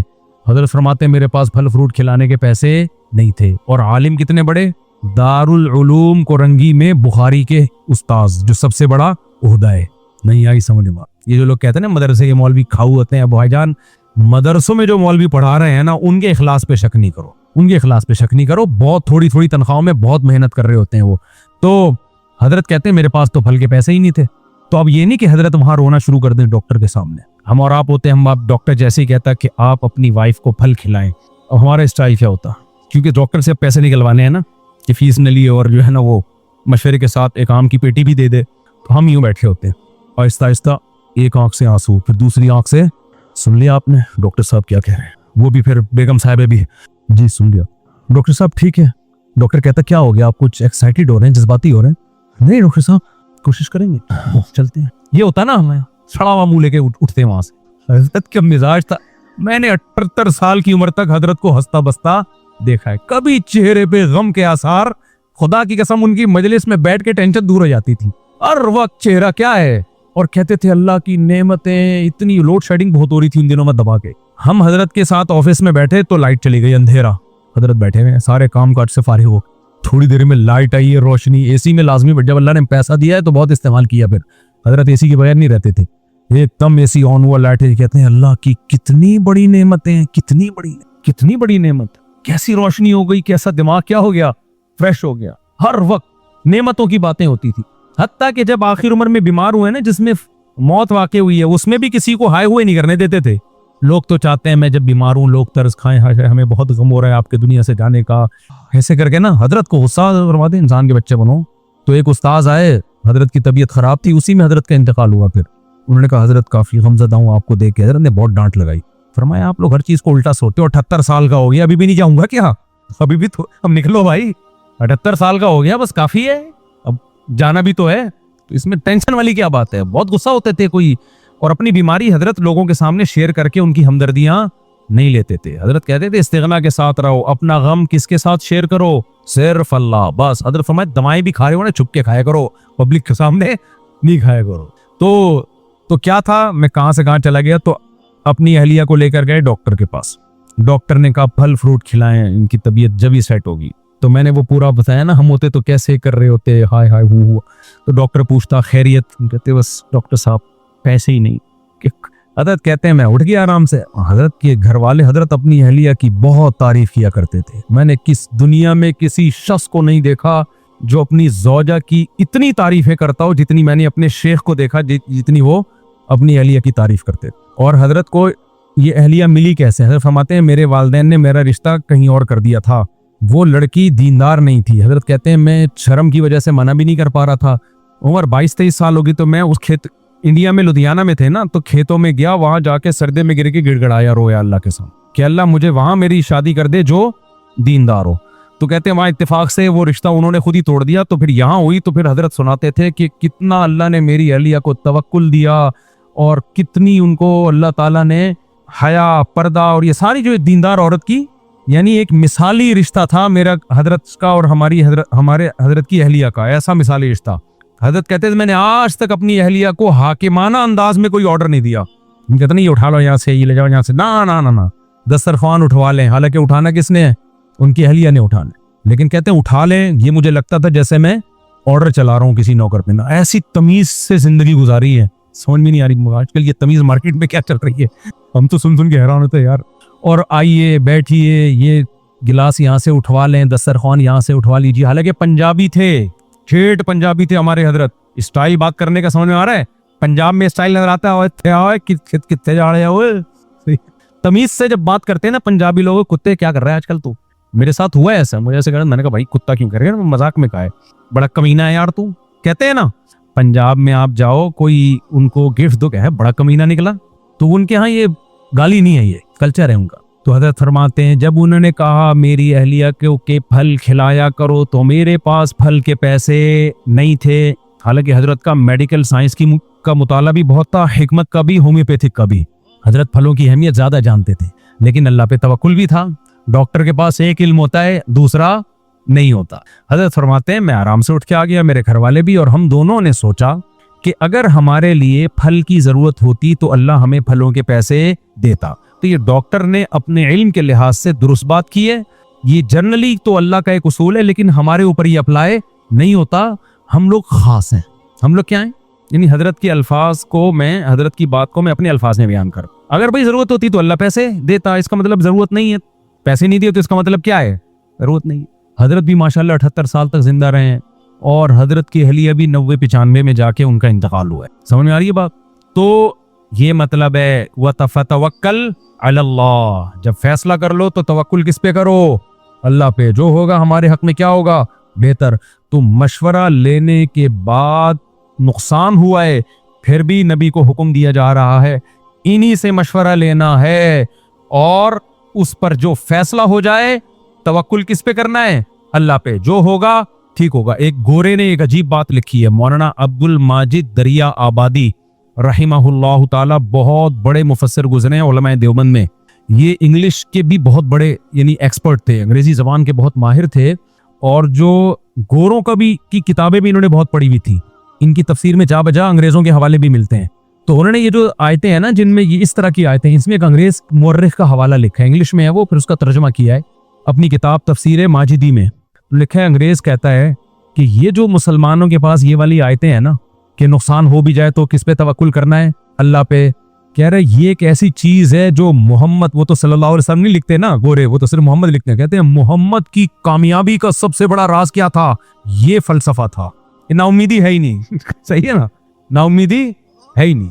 कह रहे सबसे बड़ी जो कामयाबी जो 23 साल में पूरी दुनिया में छा गए ना, और फुतुहात पे फुतुहात, वो कहते हैं सबसे बड़ी कामयाबी के पीछे कुरान की ये वाली आयतें हैं कि नाकामी को नाकामी नहीं मान रहे भाई, जो है किसकी तरफ से है, यानी स्ट्रेटेजी हमारी वही रहेगी जो अल्लाह ने कामयाबी के असबाब बताए हैं, नतीजा किस पे छोड़ा जाएगा, अल्लाह पे छोड़ा जाएगा। लेकिन असबाब कामयाबी के हों, हमारे यहाँ इस आयतों का गलत मतलब होता है, असबाब कामयाबी के होते नहीं है और कहते हैं नतीजा किस पे छोड़ दो, अल्लाह पे छोड़ दो। तो पहले कामयाबी के असबाब इख्तियार करो, फिर नतीजा अल्लाह पे छोड़ो। तो मैं बात कहाँ से लेके चला था, कहीं और निकल गई, किसी को याद है? नासा की पता नहीं कहाँ से कहाँ निकल गया। हाँ, कंफ्यूज, मैं कह रहा था कि कंफ्यूज आदमी कभी भी कामयाब नहीं होता। तो उस पे मैं ये दलील दे रहा था कि कुरान ने कंफ्यूजन में नहीं रखा हमको। कुरान ने कहा अगर मशवरे के बाद गलत नतीजा निकल भी गया तो कोई बात नहीं, तकदीर का हिस्सा समझो, दोबारा मशवरा लो, फिर अज़म करो और उस फैसले पे डट जाओ।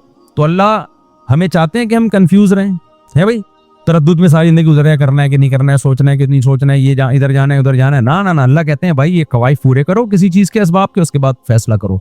नुकसान हो जाए तो देखो किस बात पे नुकसान हुआ है, दोबारा वो उस नुकसान की तलाफी करो। भाई अब ये गलती दोबारा नहीं, मिसाल के तौर पर दोबारा लड़ाई हो जाती तो फिर ये गलती नहीं दोहराई जाती कि मदीना से बाहर निकल के लड़ना है, ना ना। तभी आप देखो जब गज़वा खंदक हुई है तो फिर ये नहीं हुआ कि हम बाहर निकल के सारे सबसे लड़ेंगे, ना ना ना भाई, पिछली दफा ये गलती हो चुकी है। अब मशवरे में ये तय पाया कि आपने फरमाया सहाबा कराम से इतने सारे कबीले मिलके हमला कर रहे हैं, क्या करना है? तो साहबा ने कहा कभी हमने ये जंग देखी नहीं है, इतने सारे कबीलों ने मिलके हमला किया हो, तो जिन्होंने देखी है उनसे मशवरा लिया जाए।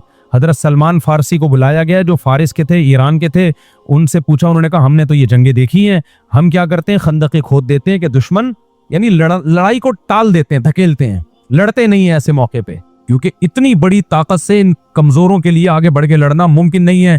तो हमारी कामयाबी यही है कि इनको मदीना आने से रोक दिया जाए। तो खंदकें खोदी गई हैं, तो ये एक दफा जो खता हुई उसको दोबारा दोहराया नहीं गया है। तो कहाँ से कहाँ बात चली गई, मैंने बयान यहाँ से शुरू किया था कि भाई ये जो हाँ दिल सख्त होना और दिल नरम होना, तो अल्लाह ताला से दुआ मांगनी चाहिए कि ए अल्लाह हमारे दिलों को नरम कर दे। तो यहाँ से मैं लेके चला था कि दिल नरम होना अलग चीज है, कमजोर होना अलग चीज है। जिसका दिल कमजोर होता है वो कंफ्यूज्ड होता है, उसमें कुव्वत फैसला नहीं होती, तो ये बुरी चीज है। इसकी मैंने मिसालें दी। तो कमजोर दिल नहीं चाहिए, नरम दिल चाहिए। हमारे नबी सल्लल्लाहु अलैहि वसल्लम सख्त दिल थे या नरम दिल थे? नरम दिल थे। आप सल्लल्लाहु अलैहि वसल्लम सैयदना हसन हुसैन को प्यार करते थे। एक अरब आया, उसने कहा कि मेरे 10 बेटे, मैंने आज तक किसी को प्यार नहीं किया। नबी सल्लल्लाहु अलैहि वसल्लम को उसका ये अमल बहुत बुरा लगा, क्योंकि औलाद से मोहब्बत नरम दिल लोगों को होती है, सख्त दिल लोगों को नहीं होती। नबी ने जानवर पे जुल्म से मना किया, क्यों? ये भी सख्त दिल लोगों का काम है। मैंने बताया था ना, चूहे की मिसाल दी थी अब जुम्मे के बयान में। जानवरों को मारते इतनी अजियत से, तकलीफ से मारते हैं। एक औरत ने बिल्ली को बांध दिया, भूखा प्यासा मरी है वो औरत नरम दिल थी, सख्त दिल थी? सख्त दिल थी ना। ये तो नजर आ रहा होता है ना, नजर आ रहा होता है सब कुछ। इंसान का दिल हिलता है, लेकिन कुछ लोगों का दिल नहीं हिलता। आप वीडियोस देखें यूट्यूब पे, चाइनीज की पड़ी हुई है, जिंदा कुत्ते को आग में जला देते हैं। यार ये मंजर देखा जा सकता है? कोई भी जिसके सीने में दिल धड़क रहा हो, किस तरह वो कुत्ता चीखे मार रहा है, ऐसे चीखे मार। और ये जो हराम जानवर है ना, ये ज़हीन होते हैं, इनको पता होता है कि इसके साथ अब जो सुलूक हुआ है वही सुलूक मेरे साथ। कुत्ता तो ज़हीन जानवर है ना, एक को डाला है ना तो दूसरा अब समझ रहा है मेरे साथ भी ये होने वाला है। गाय को जब आप ज़बा करते हैं, दूसरी गाय दुम हिला रही होती है, वो उसको पता ही नहीं होता कि मेरे साथ क्या होने वाला है। एक चाइनीज को मैंने देखा, जिंदा मुर्गा उठा के बॉयल पानी में डाल दिया, जिंदा मुर्गा। यार उसको पहले मार देते, गला घोट देते, जिंदा उठा के डाल दिया। अब वो जब अच्छी तरह उबला है जिंदा, उसको पानी से निकाला है, वो तड़प रहा है, अभी भी जिंदा है, सांस है उसमें, उसके पर हटा रहा है। भाई ये पर हटाने का काम जानवर को मार के नहीं हो सकता था। तुम खाने के लिए कर रहे हो ना ये सब कुछ। छुरी चला दो गले पे उसके, करंट से मार दो, फिर जो मर्जी करते रहो। कितना सख्त दिल इंसान है। अपने हाथ के पाले हुए मुर्गे को उठा के आप बॉयल पानी में डाल रहे हो, फिर निकाल रहे हो। वो तड़प जानवर बेजबान होता है, वो अपनी चीखों पुकार को अल्फाज में बयान नहीं कर सकता, उसके पास अल्फाज नहीं है। फिर उसको निकाल के जनाब, अब वो अभी भी वो कांप रहा है, क्योंकि इतनी उसको वो फिर उसके वो जो है ना पर नोच रहा है। पर हटा के साफ कर दिए। अब फिर आगे वीडियो नहीं थी, पता नहीं क्या किया होगा। कुत्ते को जिंदा लटका के उसको आग लगा रहे हैं। क्या कर रहे हो यार? तुम्हारे एक दोस्त ने बताया कुछ वीडियोस तो यूट्यूब पे है नहीं, यूट्यूब बैन कर देता है वो। हमारे एक दोस्त ने बताया चाइना में हमने देखा कढ़ाई जल रही है, बड़ा कुकर है ना, गर्म कढ़ाई, तेल, जिंदा कुत्ता उठाया, उसमें डाल के ऊपर से बंद कर दिया। अच्छा, अब जब हम गला काटते हैं ना, ये दिमाग पे चोट पड़ती, जानवर मरता है। इस कंडीशन में जल्दी नहीं मरता जानवर। कह रहे हैं जब वो कुकर से निकाला है ना पका के, कुत्ता उस वक्त भी जिंदा था। बताओ ये सख्त दिली है या नहीं है। हजरत अब्दुल्ला बिन उमर रजी अल्लाह ताला अन्हु ने कुछ लोगों को देखा कि निशानाबाजी सीख रहे हैं मुर्गियों को बांध के। हजरत उमर के बेटे अब्दुल्ला इब्ने उमर निशानाबाजी सीख रहे हैं। भाई तीरों का निशानाबाजी सीखते हैं ना, तो निशाना किसको ले रहे हैं? मुर्गियों का। कहते हैं हजरत अब्दुल्ला बिन उमर ने हदीस सुनाई, नबी करीम सल्लल्लाहु अलैहि वसल्लम ने इस अमल से लोगों को मना किया है। तीर अंदाजी सीखनी है, बेजान चीज को भी हदफ बनाया जा सकता है। जानवर को तख्ता मश बनाए बगैर भी ये काम हो सकता है। मुर्गी को मारना है खाने के लिए तो ठीक है, अदरवाइज निशानेबाजी के लिए ठीक नहीं है। तभी कुरान कहता है फवैलुल लिल कासियति कुलूबुहुम, जिनके दिल सख्त हो चुके हैं उनके लिए तबाही, क्योंकि जिनके दिल सख्त हो गए हैं वो ऐसे गुनाह अपने आमाल में इकट्ठे कर रहे हैं, क्योंकि उनके दिलों पे तो कोई असर ही नहीं पड़ता, वो गुनाह पे गुनाह करते चले जाते हैं और क़यामत में उनको हिसाब देना पड़ेगा। जिनके दिल नरम होते हैं उनका गुनाह करते हुए दिल कांप उठता है, जुल्म करते हुए दिल कांप उठता है, तो वो करते ही नहीं है। फिरौन ने हजारों बच्चों को कत्ल किया था। बच्चा कितना प्यारा, कितना मासूम होता है। अभी एक वीडियो वायरल हुई है, एक डाकू आया, किसी दुकानदार से ना पैसे छीन रहे, दुकानदार की बच्ची भी बैठी हुई है। उस बच्ची बेचारी को नहीं पता कि ये डाकू है। बच्ची ने भी दराज से 50 रुपए निकाल के दे दी। उस डाकू को तरस आया और वो जो पैसे लिए थे वापस छोड़ के चला गया। कुछ ना कुछ रहमदिली थी। मैं नहीं कह रहा डाकू रहमदिल होते हैं, बड़े बेगैरत होते हैं ये, लेकिन बच्ची के इस अमल पे थोड़ा सा उसको क्या हो गया, थोड़ा सा दिल नरम हो गया, यार ये बेचारी क्या कर रही है। आप यानी बच्चा एक ऐसी चीज है जिसपे सख्त से सख्त दिल आदमी का सीना भी पिघल जाता है। सख्त से सख्त दिल आदमी का सीना। जब ये गजा में बमबारी हो रही थी, लोग बड़ों की वीडियोस देख के ज्यादा रो नहीं रहे थे। जो बच्चों की वीडियोस आ रही थी ना, उनमें दिल तड़प जाता था, मासूम बच्चों की वीडियोस पे। इंसानी फितरत है। सोचो फिरौन का कैसा सख्त दिल होगा जो माओं की गोद से मासूम बच्चे छीनता और माएं बिलक बिलक के रोती और उन्हीं के सामने उस बच्चे की गर्दन पे छुरा चला देता। एक नहीं, हजारों बच्चे कत्ल किए। इस्लाम आने से पहले अरब ने सैकड़ों लड़कियां जिंदा दफन की हैं। बाप अपनी बेटी को क्या कर रहा है? मिट्टी खोद के जिंदा दफन कर रहा है। नबी करीम सल्लल्लाहु अलैहि वसल्लम के सामने ना एक शख्स आया इस्लाम कबूल करने के लिए। उसने कहा कि मैंने 100 लड़कियों को जिंदा दफन होने से बचाया है। हालांकि वो काफिर था उस वक्त, लेकिन सीने में क्या था? उसके दिल था। उसको तरस आता था उन बच्चियों पे। वो क्या करता था? पैसे देके वो बच्चियां खरीद लेता था, उनको फिर पालता था। तो उसने कहा या रसूल अल्लाह, मैंने इस्लाम लाने के बाद उन्होंने कहा या रसूल अल्लाह, मैंने 100 बच्चियों को जिंदा दफन होने से बचाया है, जिनके बापों की गोद से लिया कि इनको तुम्हारी नजरों से हमेशा के लिए दूर कर दूंगा। तुम इनको जिल्लत समझते हो ना, दूर कर दूंगा। तो या रसूल अल्लाह, लेकिन ये नेकी मैंने हालत कुफ्र में की है, क्या मेरी इस नेकी का मुझे सवाब मिलेगा? नबी ने फरमाया उसी नेकी की वजह से अल्लाह ने इस्लाम की तौफीक दी है। क्या मतलब? अब इस हदीस को मैं अपने अल्फाज में एक्सप्लेन करता हूं। क्या मतलब? तुम्हारे अंदर एक नरम दिली है। ये नरम दिली जिसमें होती है वो हक को कबूल करता है। तो इस्लाम भी एक हक है ना, तो उसी नरम दिली की वजह से इस्लाम भी समझ में आ गया। सख्त दिल लोगों को इस्लाम समझ में नहीं आता, ना अल्लाह समझ में आता है, ना अल्लाह के रसूल समझ में आते हैं। और इसी के बरक्स दूसरी हदीस भी है। एक शख्स नबी के पास आया और उसने अर्ज किया या रसूल अल्लाह, मैंने हालत कुफ्र में एक जुर्म किया था। बाद में बाज लोग सख्त दिल होते हैं, लेकिन अल्लाह दिलों को बदल भी देता है ना। मैंने तो हालत कुफ्र में ये जुर्म किया कि मैं सफर में था, मेरे यहाँ बेटे की विलादत हुई।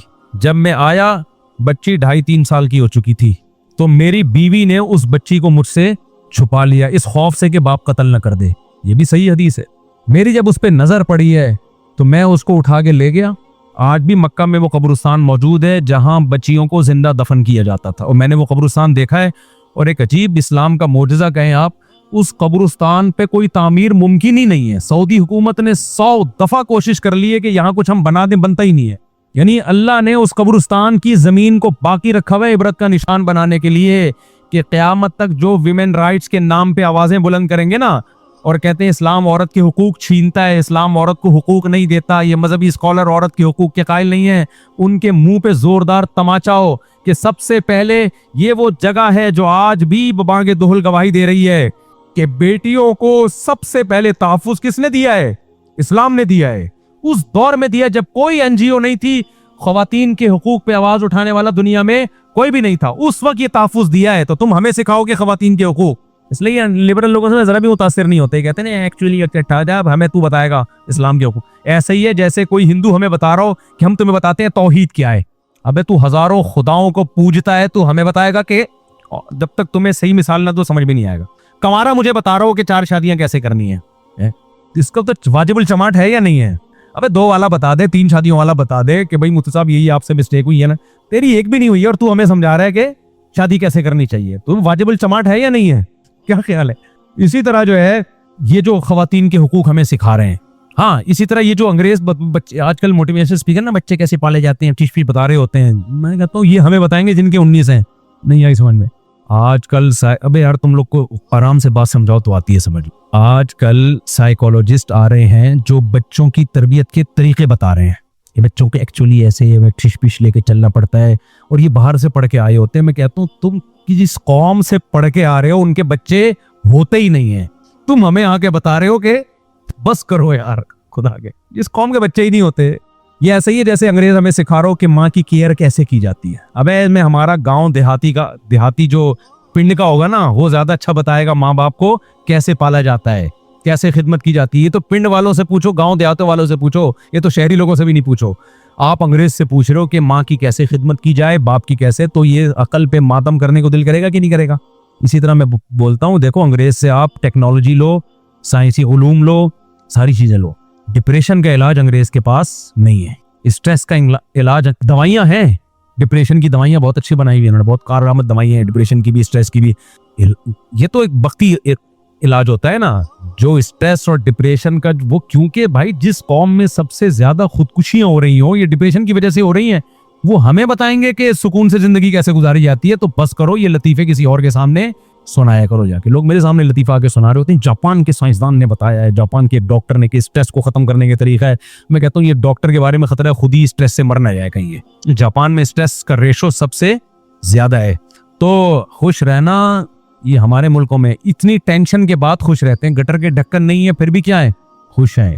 ये टेंशन गोरे को दे दो ना चंद दिनों के लिए, इन्हीं गटरों में हमारे यहाँ तो गलती से गिरता है ना, वो जान के गिरेगा, जान के गिरेगा।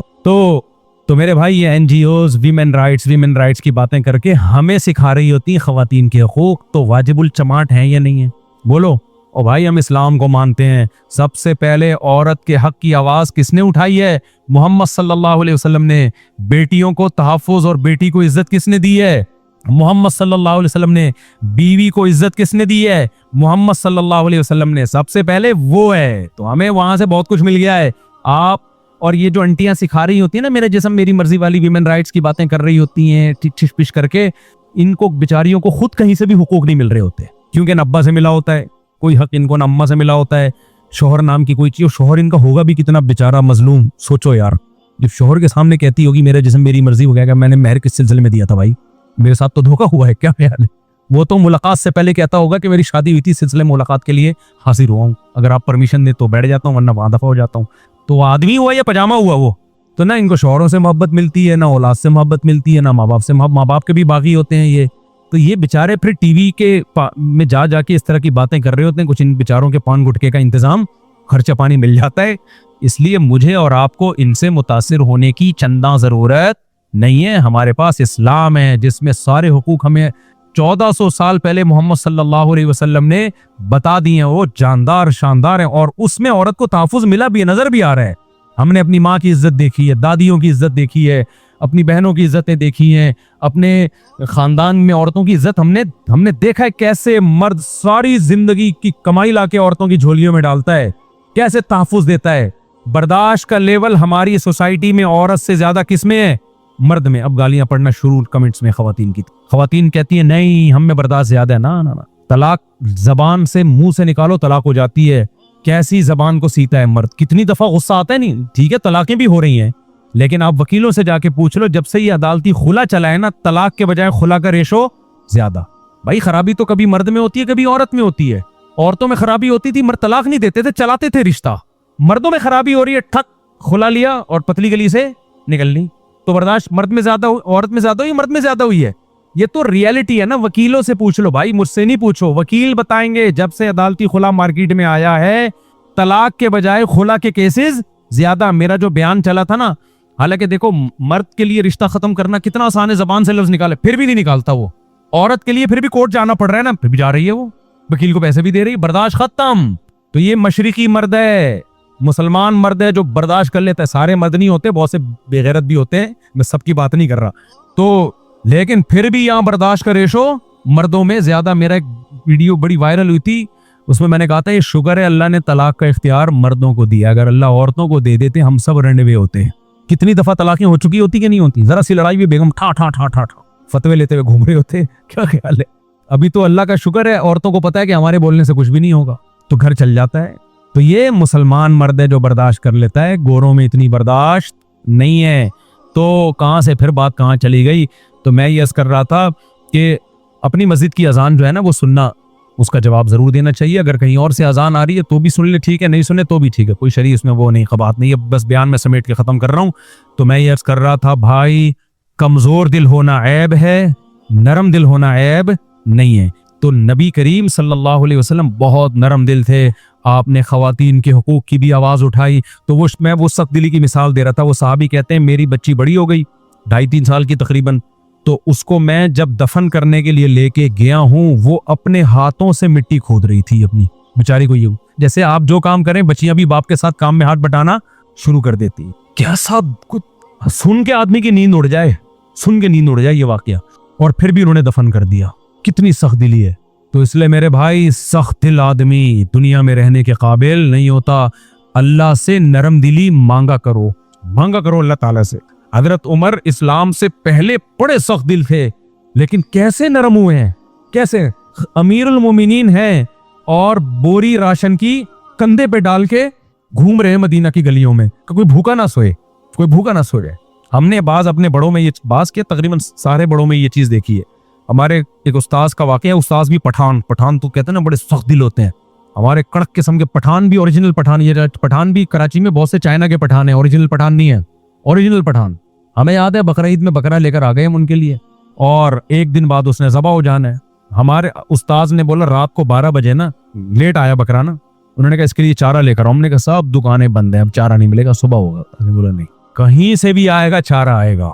हमारे उस्ताज ने कहा ये जब तक खाएगा नहीं मेरी रात की नींद उड़ जाए, मैं नहीं सो सकूंगा, ये भूखा है। सो हमें अंदाजा हुआ कि यार हालांकि जानवर है, भूखा है। हाँ, और मैंने उल्टे लोग भी देखे हैं, उल्टे, यानी हमारे उस्ताज कह रहे हैं मुझे, मैं नहीं सो सकता, इसकी भूख की वजह से दिल किसका खराब होगा मेरा, कहीं से भी लेकर आओ खिलाओ इसको, पेट भरेगा तो मैं सोऊंगा। आज लोग इंसानों की ऐसी फिक्र नहीं कर रहे होते। और मैंने इसके उलट भी देखा है। मैं एक दफा सिंध से इतनी ऊंची बकरी लेकर आया तो जगह नहीं मिल रही थी, तो एक जानने वाले के पास रख दी। एक हफ्ते बाद मैं बकरी लेकर गया हूं तो बकरी के सूप नहीं होता हड्डियों का, मुझे लग रहा था मैं सूप बना के पीऊंगा और कुछ किसी काम की नहीं है। मैंने पूछा आप इनको खिलाते नहीं थे? उन्होंने कहा मैंने सुबह में ये दे देता हूँ बस नाश्ते में थोड़ी सी। उन्होंने कहा उसके बाद कह रहे नहीं जितना कम खाए ना उतनी सेट रहती है। तो खुद भी फिर 24 घंटे में एक दफा, और वो भी मैंने कहा यार ये तो बेड़ा गर्क कर दिया। आप रोजा रख सकते हो 24 घंटे में, एक रोजे में भी 2 टाइम खा लेता है आदमी, सुबह भी और बकरी तो सारा दिन खाने वाला जानवर है। मैंने कहा भाई ये तो अल्लाह का फजल हो गया, मैं पहुंच गया, वरना तो इसके इन्ना लिल्लाह हो जाना था। ये है सख्त दिली। समझ में आ रही है बात? तो अल्लाह से सख्त दिली मांगनी चाहिए, नरम दिली। नरम दिल आदमी बीवी बच्चों के हुकूक भी अदा कर लेता है, माँ बाप के भी, अल्लाह के भी, अल्लाह के रसूल के भी। सख्त दिल आदमी दुनिया में किसी काम का नहीं होता। और ये कस्बी भी है। कस्बी का मतलब होता है कुछ तो गॉड गिफ्टेड होती है, कुछ अपने इख्तियार से भी होती है। आप सख्त दिली वाले काम करते रहेंगे तो आहिस्ता आहिस्ता पत्थर दिल हो जाएंगे, नरम दिली वाले काम करते रहेंगे तो आहिस्ता आहिस्ता नरम दिल हो जाएंगे। समझ में आ रही है बात? अल्लाह अमल की हम सबको तौफीक अता फरमाए। टॉपिक पता नहीं कहाँ से चला था, किधर को निकल लिए, लेकिन जो बातें हो गई मेरा ख्याल है काम की बातें हो गई। और चाय से पहले पानी पी लेना चाहिए।